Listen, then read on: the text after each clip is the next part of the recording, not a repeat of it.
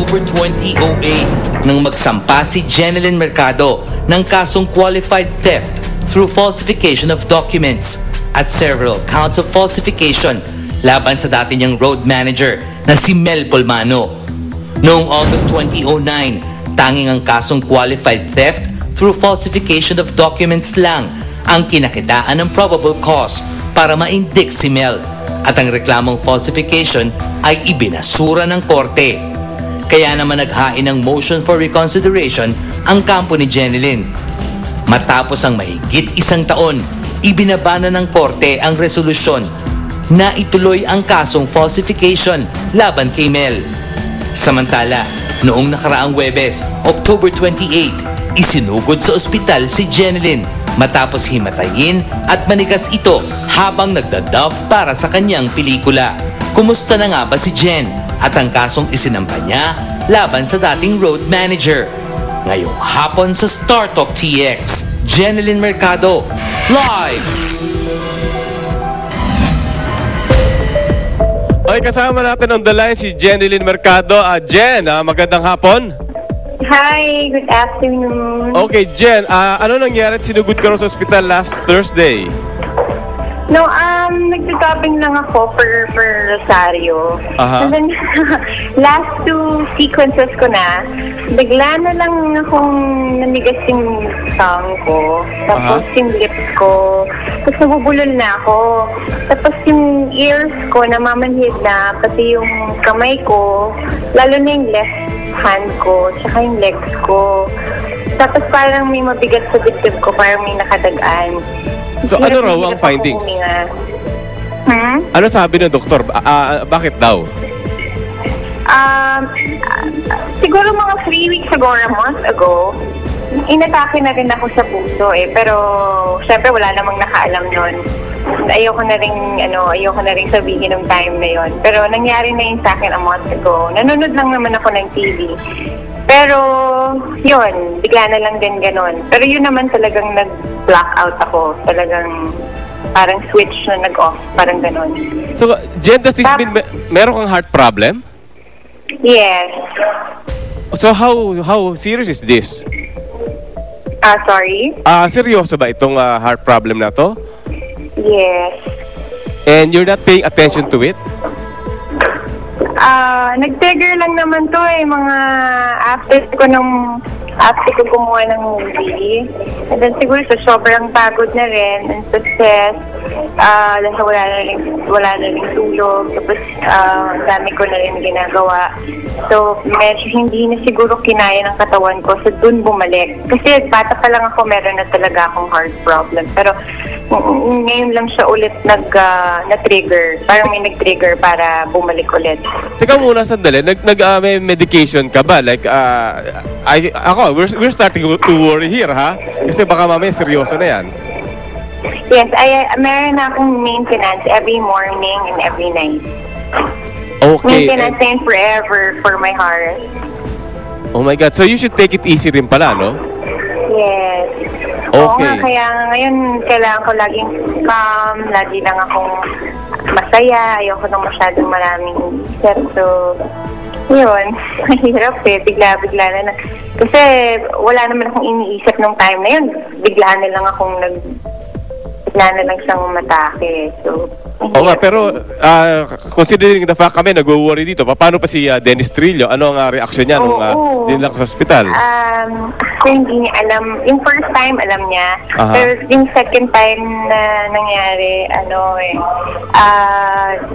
hindi ko sinabi sa kanya kasi nung dinala nila ako sa hospital medyo, hindi na ako talaga makakilos eh. Talagang hirap na ako. So, tinawagan ko na lang siya nung medyo naka-recover na ako from that. Teka, saan ka ba namin tinatawagan ngayon? Nasaan ka ngayon? Nasa hospital ka pa rin ba? Jen? Ngayon, nandito ako sa pictorial ng trabaho pa rin, Rosario. Okay. Naku naman, Iha, magpahinga ka naman. Naku, Hindi mo kasi ano naman to saglit lang naman, saka magaan lang naman yung trabaho. Naku, pero ito na ngayon, dahil puso pinag-uusapan, ito naman. Kasi maraming kinilig dun sa production number nyo ni Dennis sa Party Pilipinas ng Sunday. Talaga ho? Oo Talaga daw, ho? dahil sobrang daw ang pagkakatitig sa'yo ni Dennis. Naku po, thank you. Pero ganun ba talaga kayo ka-sweet off-cam? Off-cam, yung naman namin maging PDA, di ba? Hindi naman magandang tingnan yun. Kumbaga kung alam na namin kung paano kami kilos pag maraming tao, o kapag kami lang dalawa, ganyan.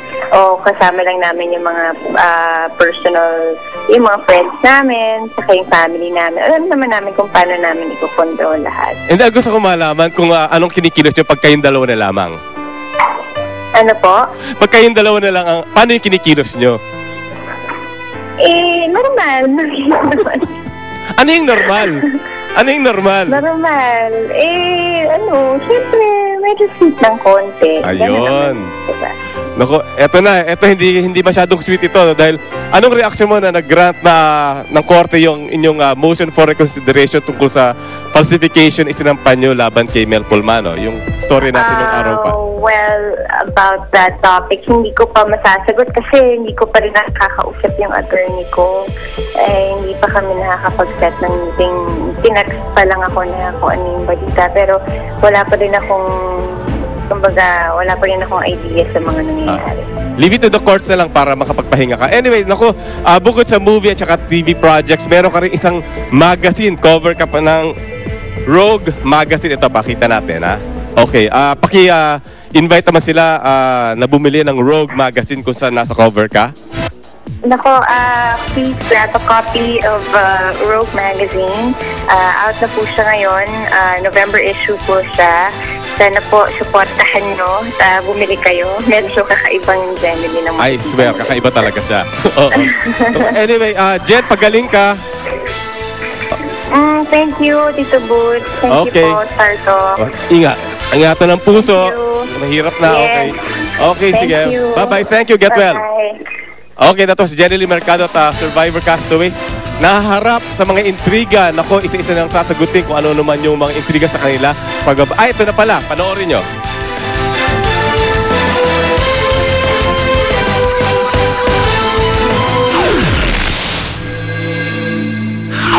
Wala talaga ako naging kasalanan. Yung mga comments niya, parang below the belt. Kagabi sa Survivor Philippine Celebrity Showdown, pinatalsik na sa isla si sex bomb Ira Bermudez. Ira, ang ikasyam na castaway na napatalsik sa isla. Ira, nagsalita ng iyong tribo. Paalam. Dito expected talaga na ako. Sumama yung loob ko doon sa pinagkatiwalaan ko. Na parang ganun pala yung feeling na may kinakausap ka, hindi mo alam pagtalikod mo, tinatraidor ka. Isa raw si Aubrey Miles sa mga castaways na maraming sumama ang loob dahil sa kanyang game strategy. Dami sumama loob sa akin. Ewan ko ba bakit. Pero wala akong magagawa. Ganun talaga eh. Ganun yung game ng survival.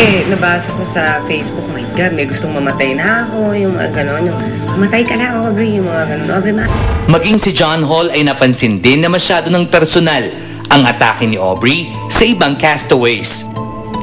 Pero when I started watching the show, parang yung mga comments niya, parang below the belt. Para sa akin. I mean, I mentioned it before, like, wow, nakita ko yung mga comments mo, ang sama mo, pero as a joke. Pero sabi niya, no, it's part of the game. Pero I understand part of the game, but, you don't have to make it personal. Pero okay naman, everything's okay now. Like I said, no grudges, ganun talaga laro. wala talaga ako naging kasalanan. Pero kung feeling nila na meron, then siguro kailangan ko maging considerate sa nararamdaman nila. Kasi ganun eh. Sa game, siguro may taong talagang emotional. Sana friends na pa rin ako. Ganun pa man, nag-apologize pa rin daw si Aubrey kay John through her Twitter account. she tweeted me and I said, oh, apology accepted. Pero sa isip ko, parang she has my personal number. So why didn't she just text me, diba? But now it's on Twitter. Pero okay lang. Samantala, maraming nakakapuna sa closeness ni Aubrey at Ervic Vihandre. Kaya naman hindi maiwasang malink sa isa't isa ang dalawa. Ako hindi matatapos yung issue sa amin ni Ervic hanggang the end. Kasi kami talaga siguro yung strong alliance din eh. Walang special something, walang issue. Saka si Troy, parang tingin niya kay Ervic na kapatid lang. Kung wala pang Troy Montero si Aubrey, posible kayang ligawan ni Ervic ang kanyang fellow castaway? Kung dalaga si Miss Aubrey Miles, siyempre naman, sobrang ganda ni Aubrey Miles. Fan ako nito eh. Aubrey Miles yan eh, hindi ko kaya yan. Pero totoo nga bang binasted si Ervic ng kapuso star na si Gwen Zamora?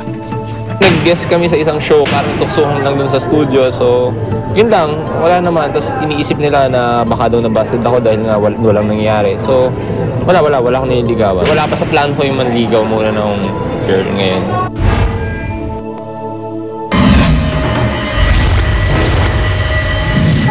Exclusive. Next na! Annabel Rama, matagumpay na nairaos sa kanyang Fashion Co musical party nitong Huwebes, isinabay na rin sa pagdiriwang ng kanyang kaarawan. Sana huwag na ako makasalubong ng mga swindler dyan, mga bouncing checks. Pagod na ako.